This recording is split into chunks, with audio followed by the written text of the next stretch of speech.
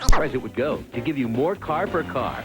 We're proud to say that in '95, Saturn was voted #1 in overall buying experience and first in safety. Now with 96 fast approaching, we wish you all a happy and healthy new year and invite you to stop by and share the hassle-free buying experience at Saturn of Beaverton. You just can't beat Russ Humberson. Saturn of Beaverton. Channel 2 News is the spirit of the Northwest.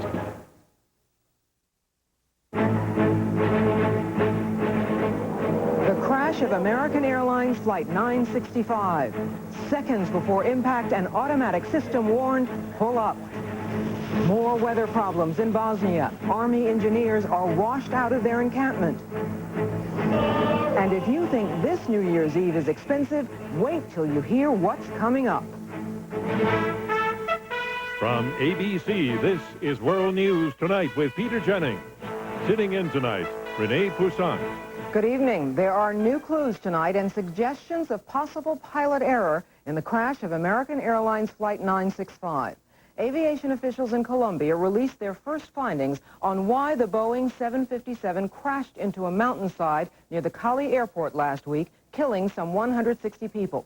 Shortly after the Colombian report, American Airlines released a statement saying, "We are saddened that human error on the part of our people may have contributed to the accident." Here's ABC's Mike Von Friend. Colombian investigators say that the flight data recorder and cockpit voice recorder recovered at the crash site show that the American Airlines pilots had only 9 seconds to make an emergency change of course before the plane went into the mountains. The Boeing 757's ground warning devices, which alert the pilot when the plane is dangerously close to ground, flashed a red warning light and made a loud sound like this one in the cockpit. 2 seconds later, the report says the pilot gunned the engines in what is known as an escape maneuver and pulled the nose of the plane up. But the Colombian report says the pilots failed to disengage the 757's speed brakes, which are panels on top of a 757's wings that allow the aircraft to make a sharp descent prior to landing. That would suggest pilot error, but some aviation experts today question that conclusion. 9 seconds isn't much time. In fact, at 250 miles an hour, that can cover 2/3 of a mile. And a 2-second reaction time for these pilots is exemplary. The fact that they did not bother to get the speed brakes in while they were initiating a climb is inconsequential. The main thing is to get the airplane climbing, and they did that. What is not in dispute is that in the critical minutes before the crash, the plane was more than 12 miles off course and not visible on Colombian radar. That was because the air traffic control radar at Cali Airport was blown up by anti-government guerrillas in 1991. And a $3 million replacement system has been sitting at the Cali Airport for more than 3 years because officials feared another attack once it is installed. Without the radar, the pilots had to rely on their own navigation to get to the airport, and this is where the evidence of pilot error may be most apparent. Both Colombian and U.S. aviation sources say the pilots misunderstood a command from the Colombian air traffic controllers and made a left turn of about 90 seconds to an easterly heading directly into the Andes Mountains. The bottom line from aviation officials is that the pilots appeared to have misunderstood a critical communication from the Cali Tower, and there was no radar safety net to correct the problem. Only a 9-second warning at the last line of defense from the cockpit.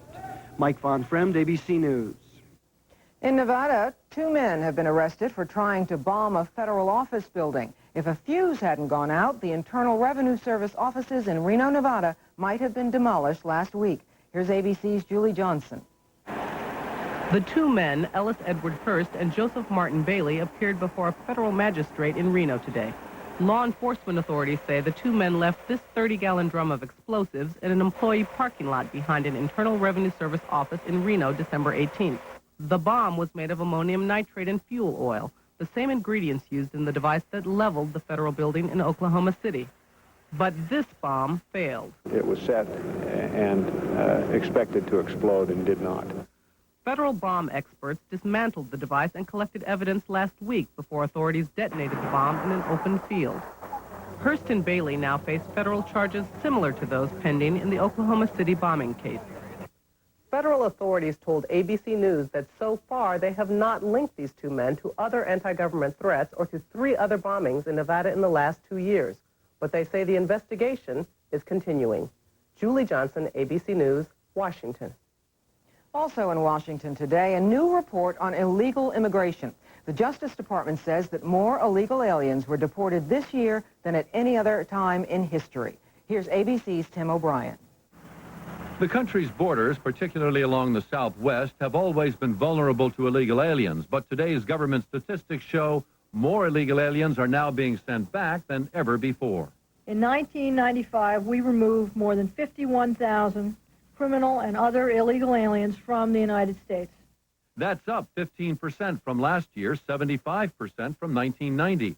More than 60% of those sent home were criminal aliens, convicted of violating U.S. laws, making them immediately deportable. 32,000 fewer criminal aliens on the streets of America makes a huge difference. The Immigration Service says it concentrated manpower in the 5 states where illegal immigration is most serious: Texas, Florida, California, New York, and Illinois. What today's numbers do not show, however, is how many illegal aliens return to the United States. In the case of Mexicans, the chances are, while he's being deported, while he's on the bus going to the border, he's already figuring out a way to come back as soon as possible. Is it foolproof? Have we sealed the border? No. Is that a reasonable expectation? No. But are we imposing the rule of law? Yes. We are making it very expensive and very difficult to come across the U.S. border. Gorelick faulted prior Republican administrations for years of neglect on immigration, underscoring the clear political dimension to the issue. Republican critics now point out that the number of illegal aliens in the U.S. continues to grow by around 300,000 a year. Sending 50,000 of them home sets an impressive record, they say, but in what remains a losing cause. Tim O'Brien, ABC News at the Justice Department. When we come back, some of the other news. Citizens writing their government for help, but the mail piles up unopened. North Korea faces a winter of starvation, but the world is not listening. And our American agenda, breaking the language barriers on the streets of South Central L.A. This is World News Tonight with Peter Jennings. Brought to you by Pepsid AC Acid Controller. Are you planning on serving heartburn for the holidays? But, Dad, you love peppers. I love sausage too, but my stomach. Ah, wait till you see the appetizer. Pepsid AC Acid Controller? Take 1 little Pepsid AC before dinner, and you can stop heartburn before it even starts. Stop heartburn before it starts? See, Dad, Pepsid AC controls acid for 9 hours through the night so you can sleep. Oh. Say, you think we have enough peppers? For the holidays, you can be heartburn-free with Pepsid AC. My dad has been my dentist since my first tooth has come in. This is the first toothpaste that he's ever sent me. This is Tartar Control Mentadent with fluoride, baking soda, and peroxide. Mentadent helps stop tartar before it forms. Tartar Control Mentadent. It has everything. Sunday, January 28th, on TV, the Publishers Clearinghouse Prize Patrol will surprise a new $10 million winner. I'm really speechless. If you enter now, the winner could be you. At the White House today, President Clinton vetoed a $275 billion defense spending bill. Mr. Clinton's spokesman says the bill includes weapon systems that even the Pentagon doesn't want and an anti-missile system that could violate arms reduction treaties. On the budget front, the president will meet tomorrow with leaders of Congress as the government shutdown drags on. Here's ABC's Jim Wooten. With the mail piling up in the hallways at the Labor Department, thousands of letters, including pension applications and wage complaints, all unopened and unread. A few House Republican freshmen today, back in town from their Christmas vacation, suggested a fairly novel idea for resolving the impasse: serious negotiations. So we say it's time to lock the President, the Speaker of the House, and Majority Leader in the same room and not let them out. They produce a budget agreement that balances the budget over 7 years using honest numbers. Neither the Speaker nor the Majority Leader showed much interest in actually being locked up with Mr. Clinton. Well, I don't know. I'd want to know the duration. Nor did they express much hope for any resolution before the middle of next week, after 2 or 3 days of White House talks and the New Year's holiday, and no chance at all of ending the shutdown without a balanced budget deal. I don't think in the House we can get an agreement to do that. Meanwhile, the effect of the deadlock was registering elsewhere in the Capitol, as these out-of-work employees of federal contractors took their case and their complaints to the nearly empty halls of Congress. They just don't seem to care that this is having an impact, and therefore they're too nonchalant about getting down to business and doing their job, and thereby allowing us to do our job. I don't think they have us in mind at all. In Chicago, Amir Normandy's passport photo shop is in trouble because the passport office next door is closed. We have nothing. Nobody walks in. The chairs are empty. The camera is not shooting. And the bills are there. He's borrowing money this month. After that, he'll probably shut down. Not partially, completely. Jim Wooten, ABC News, Washington. Also in Washington today, a question about what low tar and nicotine in cigarettes really means. The Federal Trade Commission is thinking about overhauling the method it uses to measure levels of tar and nicotine in cigarettes. At issue is whether the smoking machines the government uses to measure cigarette ingredients come close to mimicking how real smokers inhale. The ratings are used by the cigarette industry to advertise and market cigarettes. On Wall Street, the Dow Jones Industrials lost 10 points today to close at 50.95. On the NASDAQ market, stocks lost nearly 6 points. When we come back, a hard lesson for American GIs in Bosnia: don't pitch your tent too close to the river. During the Nissan National Clearance, we're teaching all our salespeople to say, yes, yes, for just about anything. Say you want a Nissan Sentra or Altima with 0% financing. With enthusiasm, yes, yes. And let's say you also want 0 down payment. Yes! And you want 0 payments till spring on any Nissan Sentra or Altima. Yes! And you want to take your time. No! Right. The Nissan National Clearance ends January 2nd.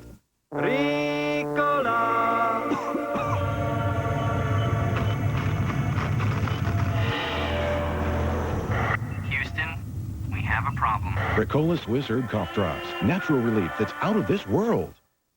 This is Emily. She's writing a book report on a PC with an Intel Pentium processor inside.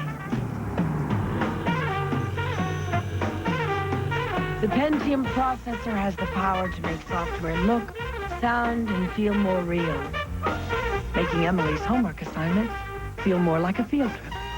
The Intel Pentium processor.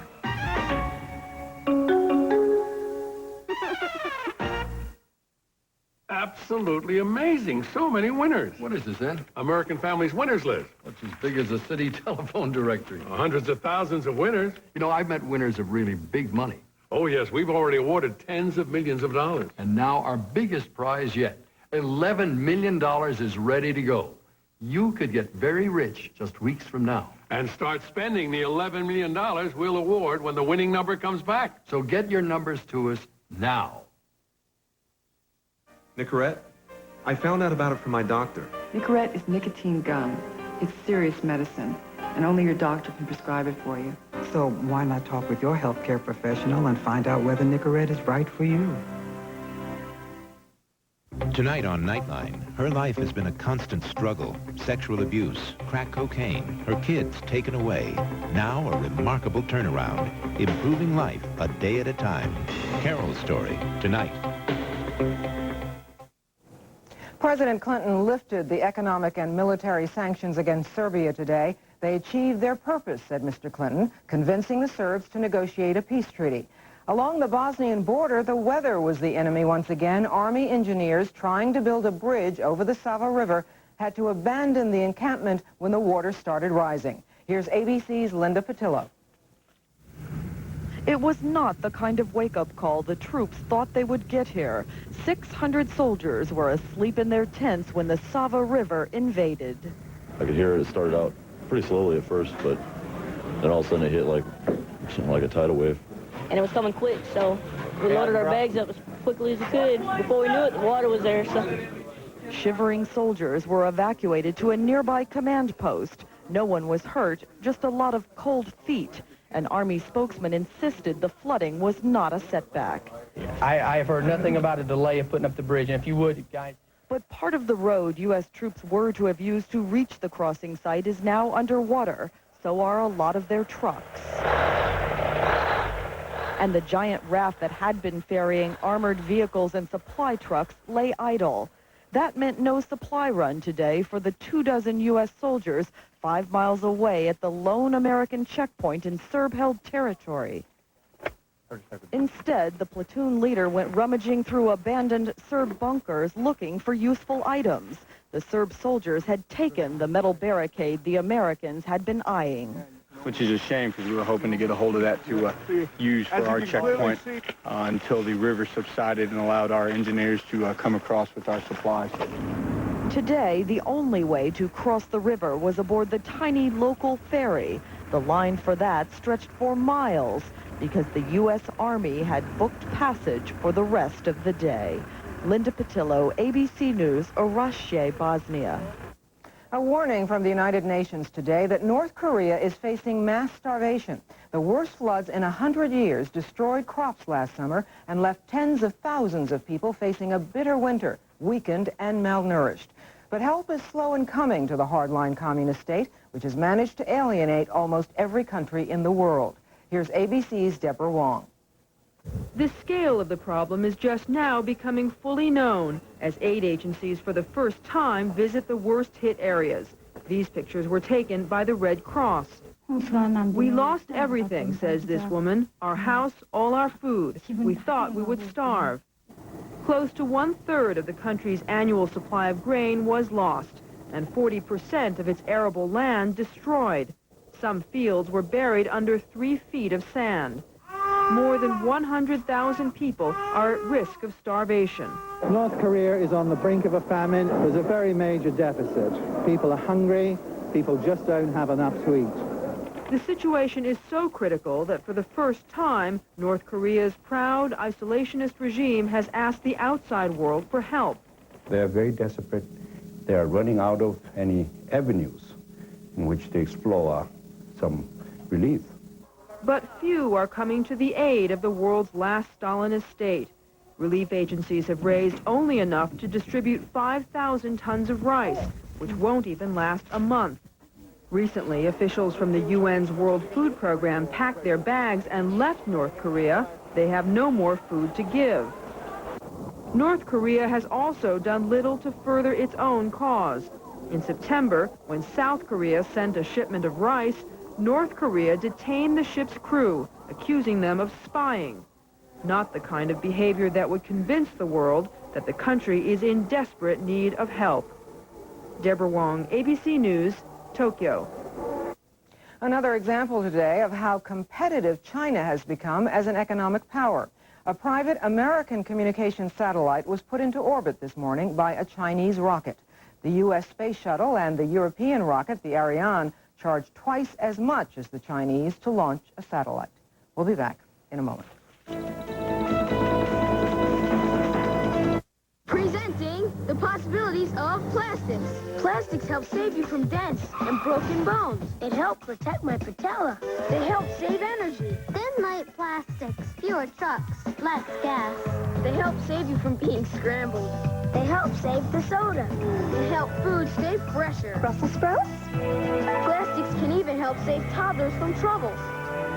And this vest helps save my dad's life. Plastics make it possible. All clogged up? Can't breathe? Don't just treat your cold, unclog it. With Dristan cold tablets, it contains powerful medicines that unclog your cold while relieving sinus pain and pressure. So unclog your cold with Dristan. I'm 62. Can I still help prevent osteoporosis? It's never too late for Caltrate.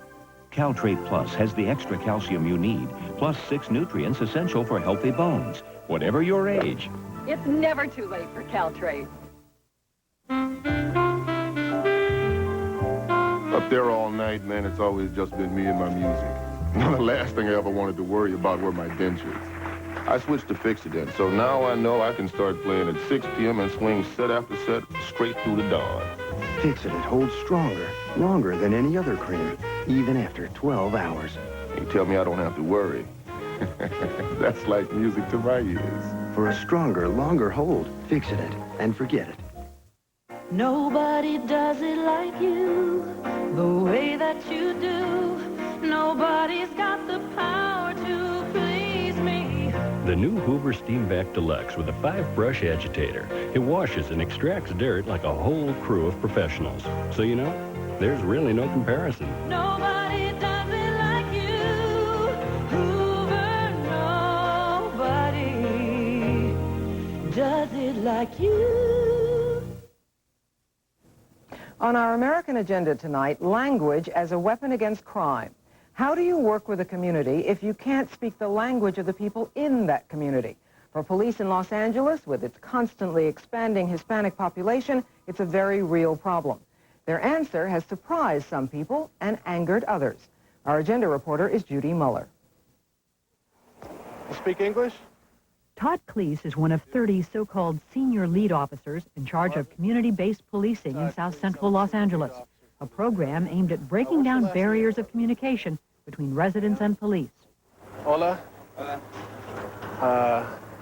Yo hablo muy poquito español. But how do you break down barriers of communication when the primary barrier is communication? On this day, Cleese needed help in simply relaying a message about loud music in the neighborhood. Con la música muy alta. De los vecinos. De los vecinos. Almost half of the population of South Central LA is Spanish-speaking, mostly immigrants from Mexico. But only 5% of the officers who patrol here are fluent. South Bureau Police Chief Mark Croker decided the only way his officers can serve the community is to speak the language of the community. It'll be the kind of language that is the daily life language rather than, may I see your driver's license, please step out of the car. We have the first lesson. So starting in July of '94, Croker and his lead officers began taking Spanish lessons. Yo soy estudiante o policía. This initial pilot program was to conclude with a trip to Mexico, where the officers would stay with Mexican families and immerse themselves in a foreign culture. It sounded like a good idea. But this is Southern California, where anti-immigrant sentiment is running high.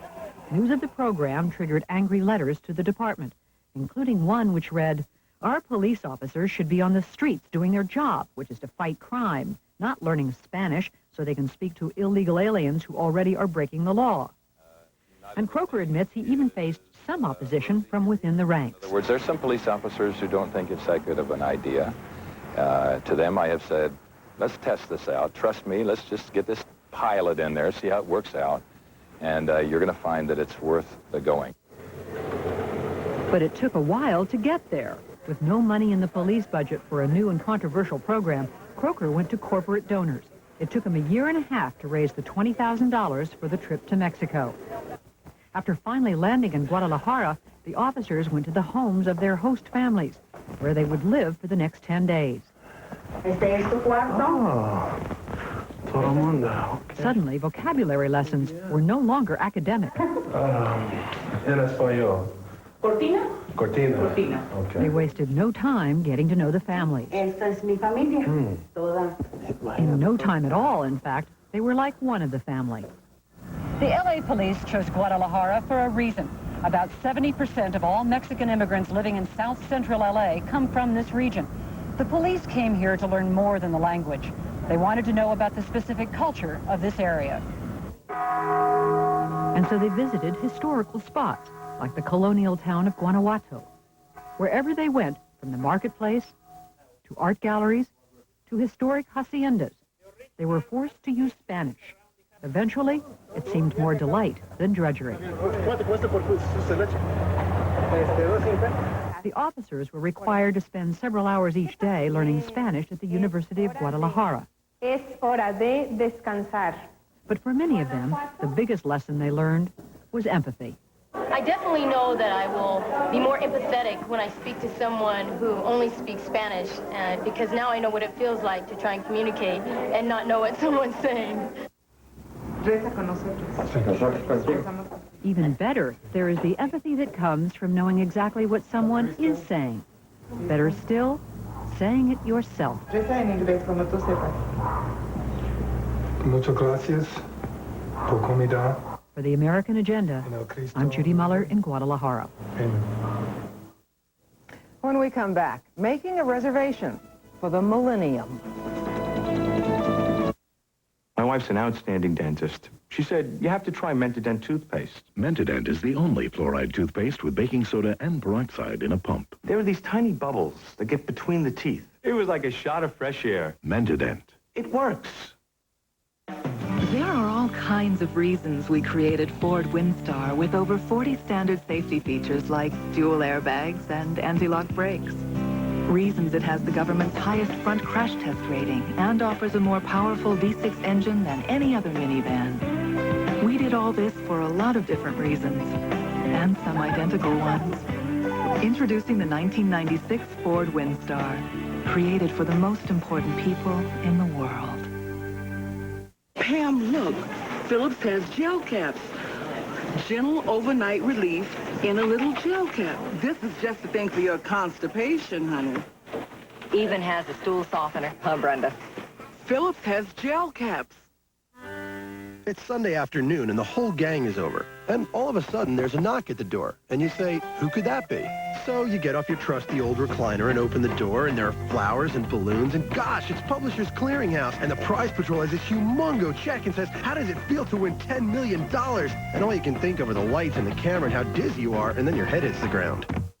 And it hurts. So you know this must be real. And best of all, it is. Enter today, and it could happen to you.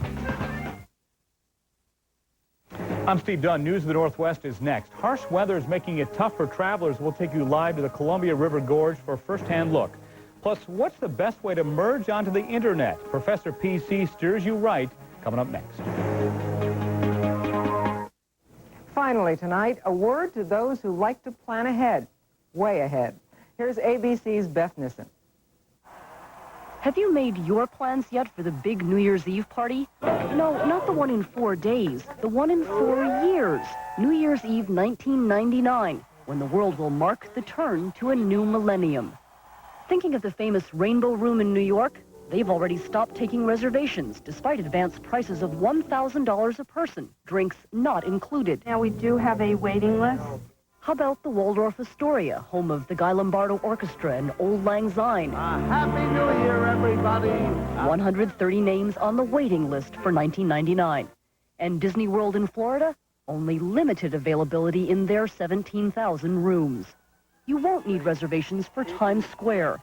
The countdown to the year 2000 will be hosted by Dick Clark, who will be 70 then, but probably still look 45. New Year's is going to be there, and everybody says it's very special, but is it really? Other than the fact that we got a lot of more zeros behind it, too? What's the big deal? Actually, the real beginning of the third millennium is January 1st, 2001. But most people want to celebrate when the great universal odometer goes from 1999 to 2000. Millions are expected to party at Stonehenge, the Taj Mahal, and the Great Pyramid of the Cheops in Egypt. For the first time in the history of the world, every human being will be celebrating the new millennium at the same time. At the turn of the last millennium in 999, only part of the world used the Christian calendar, and those who did may have been too worried about a predicted apocalypse to revel much. The apocalypse didn't come, and humans plowed on, in the next 1,000 years inventing the printing press, the cotton gin, and the Concorde. Oh yes, there is strong demand for supersonic round-the-world flights on New Year's Eve 1999 that would let passengers see the new age dawn again and again as they outrun the sun. Feeling left behind? Well, maybe you can make planning ahead one of your resolutions for the new millennium. Beth Nissen, ABC News, New York. That's our report on World News Tonight. Nightline later. I'm Renee Poussat. For all of us here at ABC News, good night. This has been a presentation of